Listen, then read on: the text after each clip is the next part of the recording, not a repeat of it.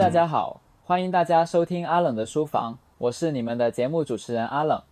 如果你将一个白手起家的百万富翁身上的所有金钱和财富完全拿走，并让他的银行账户里剩下0美元，几年之内他就会把他的财富全部赚回来。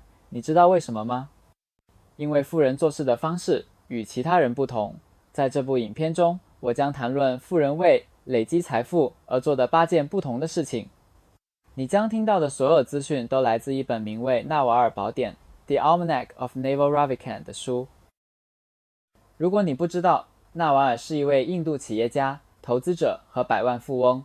他说，致富不是关于努力工作或拥有大量金钱，而是关于知道该做什么、何时做，以及与谁一起做。那么，让我们从第一件事开始。富人是独特的。决定从事什么工作是我们一生中必须做出的最大决定之一，而我们通常在太年轻和不成熟的时候就决定了。这就是为什么许多人被困在一个无法满足他们所有需求的职业中数10年。即使你在后有机会换工作，你也需要知道该怎么做，否则你可能会再次做出错误的决定并浪费更多时间。这就是为什么你需要在做任何其他事情之前弄清楚你的工作。那么，如何选择最适合你的职业呢？是那个你最喜欢的，能让你赚最多钱的，还是你一直很擅长的？根据作者的说法，都不是。你需要的是这3个因素的结合，这种结合就是让你独特的原因。这是一个复杂的过程，但这里有3个找到你的独特性的提示。追随你真正的好奇心和热情，而不是任何当下流行的职业，这至关重要，因为你无法在你讨厌或让你感到无聊的事情上走得太远。如果它现在让你觉得有趣，但有一天会让你感到无聊，那它就是一种干扰。继续寻找，找出你小时候或青少年时期几乎不费吹灰之力在做的事情。有些事情你甚至不认为是一种技能，但你周围的人却注意到了。你的母亲或你儿时最好的朋友可能会知道。这里有一些可能是你的特定知识的例子：销售、烹饪、演奏、任何乐器、学习、新语言、对细节的关注、八卦。也许现在你可能会想，八卦不是一种特定的知识，它是一个缺陷。你的一些特定技能可能看起来像缺陷，但不要忽略它们，它们仍然是你独特性的组成部分。例如，发现最新八卦并以有趣的方式传播的能力，可能会使你成为一个非常成功的记者。所以，第一个教训是，如果你想变得富有，你需要找到你的独特性。富人找到一份感觉像游戏的工作。人们梦想退休的主要原因之一是他们想停止工作。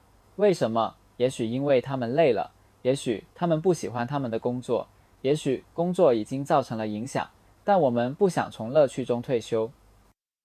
如果你正在做的事情感觉像一个游戏，退休将不再是一个目标。问问自己，你对退休的定义是什么？是试图停止工作，还是有空闲时间只做你喜欢的事情？假设你想退休以便可以旅行更多，因为那是你喜欢做的。如果你可以透过旅行赚钱，而这成为了你的工作，那么你就永远不必退休。一种退休方式是储蓄足够多的钱，让你的被动收入支付你所有的开支。第二种方式是像和尚一样，你的开支很少，几乎为零。第三种方式是你在做你喜欢的事情，你非常享受它，以至于它不再关乎金钱，这样你就可以永远工作，永远不会感到疲倦。这就是提前退休。人们认为你在工作，但你实际上正在玩乐和享受，就像在度假一样。作者说，他对退休的定义是，当你停止为一个假想的明天牺牲今天时。无论你是否在工作，无论你是否在赚钱，重要的是你今天就过住你想要的生活，而不是将你的愿望推迟到财务上可行的时候。这意味着你工作不是因为你必须支付即将到来的账单，而是因为你热爱你的工作，并且希望一直这样做。它不再是为了未来的金钱，而是为了享受今天的生活。富人会说不。假设你谈了一段5年的恋爱，关系终于变得认真起来，你正准备结婚，但你的反应让你感到惊讶。你感觉到的不是难以置信的幸福，而是怀疑和恐惧。为什么？作者说，答案非常清楚，你不应该这样做。如果你无法决定，答案就是不。这也适用于你生活的其他方面。考虑一下这些情况：我应该接受这份工作吗？我应该买这栋房子吗？我应该搬到这座城市吗？我应该和这个人做生意吗？如果你不能做出明确的决定，答案就是不。这样做的原因是因为生活充满了选择。作者说，有成千上万的职业可供你选择。你可以搬到数百万个城市，你一生中会遇到成千上万的人。你可以购买房子，你可以做的事情数不胜数，有很多选择。这些选择必须经过深思熟虑。想想股市投资，例如，你可以花1年的时间研究和决定，而只花几分钟来执行。但如果你决定得好，这几分钟会给你带来多年的回报。研究和决策阶段是最重要的。然而，当我们年轻时，很多人急于跳过这个阶段。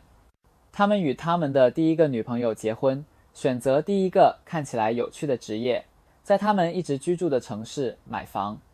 住在哪里，和谁结婚，选择什么职业，这是你一生中将做出的3个最重要决定。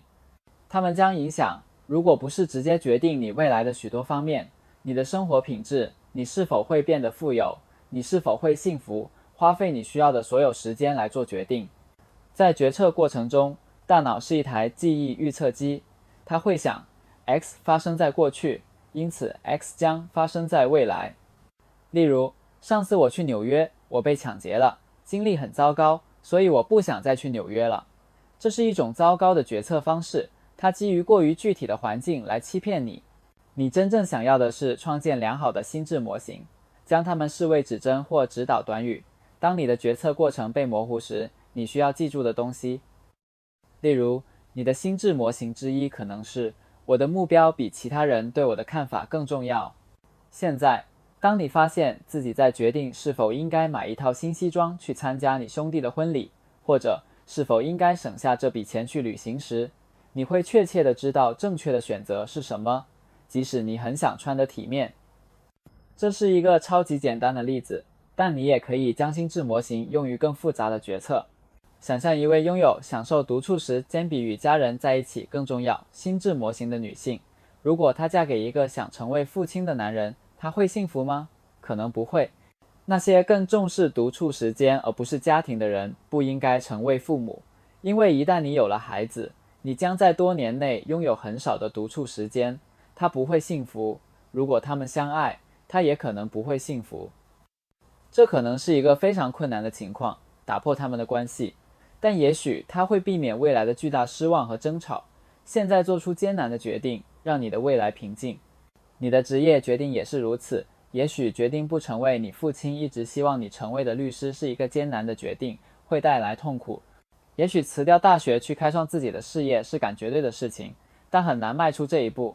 但如果一个决定感觉正确，并符合你的长期职业规划，那就去做。与其避免现在的痛苦而推迟你的痛苦，不如对你生活中所有不符合你意愿的事情说不。在你的生活的各个方面，如你的职业或饮食，你都应该选择短期内最痛苦的道路，这样你就可以享受长期利益。4. 富人知道自己的价值。富人通常不怎么做饭，做饭需要大量的时间，不仅是获得经验和练习，还有决定煮什么，以最低的价格购买食材，储存产品，清洗蔬菜和水果，然后是烹饪过程本身。那么富人做什么呢？他们在外面吃饭或雇人为他们做饭，他们只在他们想做或喜欢做饭时才做饭。没有人会比你自己更看重你，这对于整个人生是如此，对于金钱也是如此。富人不会花费大量的时间做他们不喜欢做的事情，或者他们认为不会给他们带来好结果的事情，因为他们知道他们的时间是宝贵的。他们不是在变得富有之后才这样做的，他们一直都看重自己和他们的时间。现在你可能会说，雇人为你做饭太贵了，这取决于你每小时赚多少钱。如果你的时薪是$100，而为你做饭的人每小时的费用高于此，那么是的，这很贵。但如果你的时薪高于此，那么你就会在做饭上浪费时间和金钱。如果你的时薪是$400，如果你自己做饭，你就会每小时损失$300。如果做午餐需要2个小时，那就等于你扔掉了$600。你总是会这样做吗？在做出每个决定时，都要考虑你的时薪和你的时间，这需要多长时间。如果我在赚钱，而不是做这件事，我会赚多少钱？小于0。5大于。你在看重自己时，需要考虑的另一件事是地位。人们谈了地位，做出疯狂的事情。你知道地位是什么吗？是其他人对你的看法。当你的邻居买了一辆昂贵的汽车，而你也想买一辆昂贵的汽车，因为你不想拥有较低的排名时，你正在为地位付出代价。你真正在购买的是别人对你的看法。你希望他们认为你是有价值的，你希望他们认为你也可以拥有这样的汽车。有些人宁愿看起来有钱，但保持贫穷，也不愿放弃地位。地位纯粹是关于你的自我。只要你让你的自我指挥你的行动，你就永远不会真正自由。你应该致力于累积财富，而不是地位。5. 富人没有运气。我敢肯定，你已经听过有人评论一个富人，说他只是因为运气好才富有，有时候这是可以理解的。例如，有盲目的运气，你只是因为发生了完全超出你控制的事情而幸运，比如中了彩票。另一种幸运的方式是，你变得足够熟练，可以在你的路上遇到运气。假设你面临着一个巨大的房地产投资机会，但你对房地产投资一无所知，所以你甚至不会意识到你面前有一个巨大的机会。现在，如果你是该领域的专家，当机会发生时，你会注意到它。你也可以在你所做的事情中成为最好的人时拥有运气，这样你不必留意机会，他们会找到你。这就像你吸引了运气。这是最好的运气类型，因为如果你是你所做的事情中最好的人，你就不可能没有它。例如，假设你是世界上最擅长深海潜水的人，你足够勇敢，可以比任何人都潜得更深。现在，假设有人在海岸附近发现了一艘沉没的宝藏船，但他无法到达。好吧，他的运气刚刚变成了你的运气，因为他们会来找你取出宝藏，并会为此付钱给你。这当然是一个极端的例子，但它很好地说明了盲目的运气和你应该指望的运气之间的区别。第一个人很幸运找到了宝藏，但这不会发生在大多数人身上。另一方面，你透过成为最好的深海潜水员创造了你自己的运气，这是作者认为我们应该指望的唯一一种运气。有些人会说这根本不是运气。当人们说富人很幸运时，99%的情况下，他们真正应该说的是，这些富人做好了充分的准备，以便在好的机会出现时抓住他们。无论是运气与否，这就是你致富的方式。6. 富人创造杠杆作用。即使你拥有很棒的特定知识，例如公开演讲或教学，作者也不建议你找一份使用你的特定知识的普通工作。为什么不呢？假设你是一名医生，只在周一到周五朝9晚5工作，每小时赚$400。现在假设你想更快致富，所以你变得特别勤奋，宁愿一周工作6天，每天工作10小时，永远不休假，那么你的年薪将是$691.2千。如果你能保留其中的一半，那就是$345.6千。按照这个速度，你需要29年才能达到$1亿。但问题是，你不能再扩大太多了。首先，如果你增加工作量，那么你将永远没有时间做除了工作以外的任何事情。其次，即使对于医生或律师来说，这也是一种罕见的情况。大多数人，即使收入很高，每小时也赚不到$400。如果我用每小时$50进行相同的计算，这对我们大多数人来说是一个更现实的薪水，而且对许多人来说仍然很高。你需要227年才能达到$1亿。因此，即使你有一份收入很高的工作，你的收入仍然有限，而且你仍然需要努力工作。如果医学是你梦想的工作，那就去追求它。但如果你想创造财富，有一种更简单、更有效的方法。你不会透过出租你的时间来致富，这不会给你财务自由。成为教授、医生或律师的问题是，你正在用你的部分时间和精力来换取金钱。只有穷人才用时间换取金钱，这不是一种明智的利用时间的方式，因为你一天中的时间是有限的。假设你现在找到了一种方法，让一个机器人每周7天，每天24小时为你工作。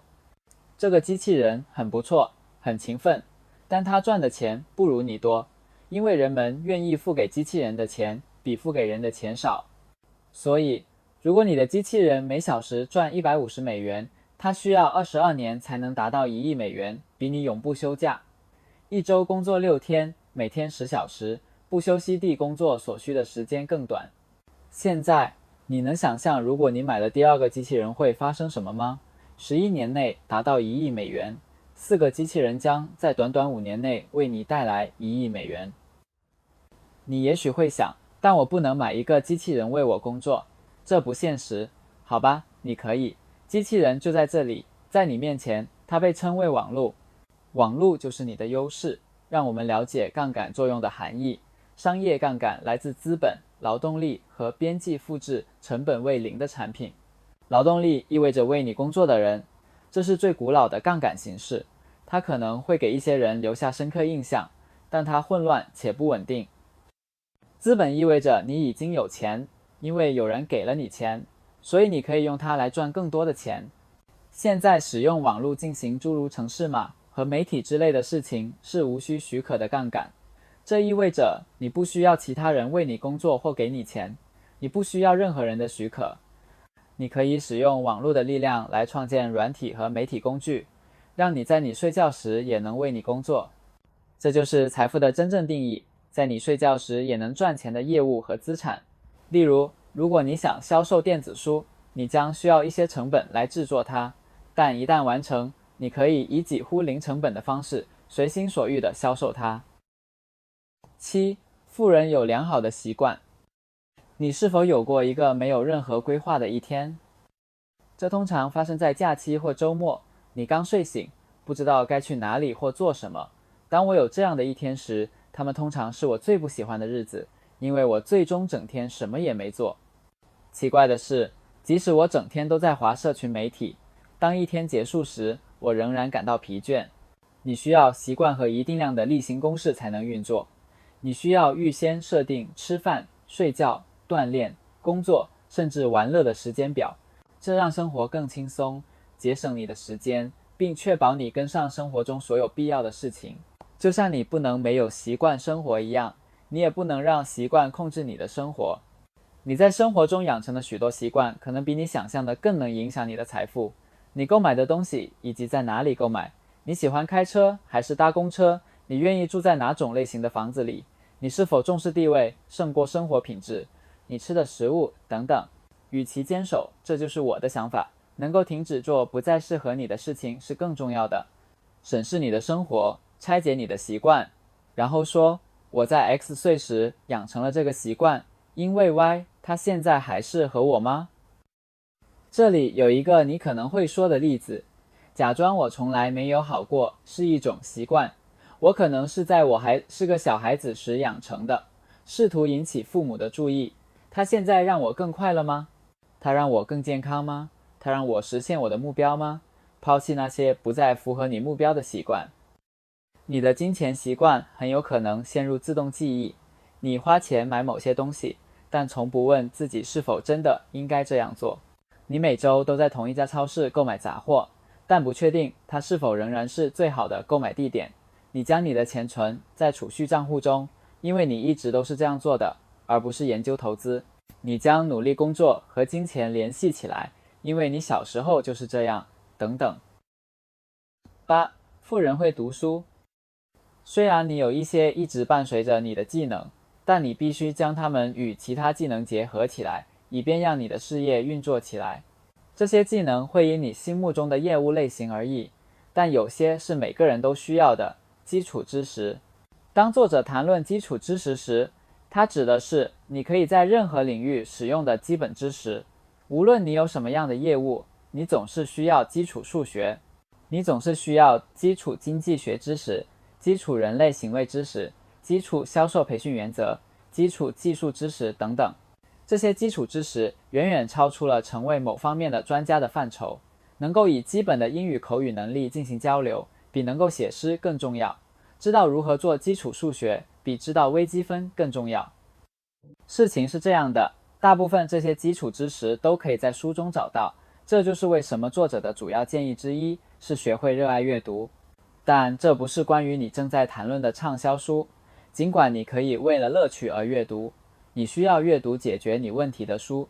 你在销售方面遇到问题吗？拿一本关于销售的书。你正在为自信而挣扎吗？选择一本关于建立自信的书。你需要热爱阅读的另一个原因是，致富最重要的一个技能是知道如何学习。学习任何你想学的东西，不仅是今天的一项有趣的技能，它是一个要求。想想你的祖父母，甚至可能是你父母的职业模式。他们上了4年大学，获得了学位，然后在同一领域担任专业人士30年。但现在事情变化得很快，许多职业在5年甚至更短的时间内就过时了。我们只能猜测大约30年后哪些职业会继续存在。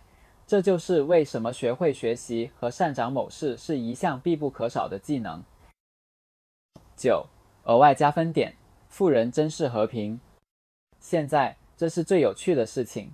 作者说，当你最终变得富有时，你会意识到，这根本不是你最初想要的，你真正想要的是自由和和平。和平是人生的最终目标。当你最终实现你的目标并变得富有时，不要忘记你为什么如此努力的工作。非常感谢您收听阿冷的书房。如果您喜欢我们的内容，请 comment、like、subscribe。感谢您的支持，我们下次见。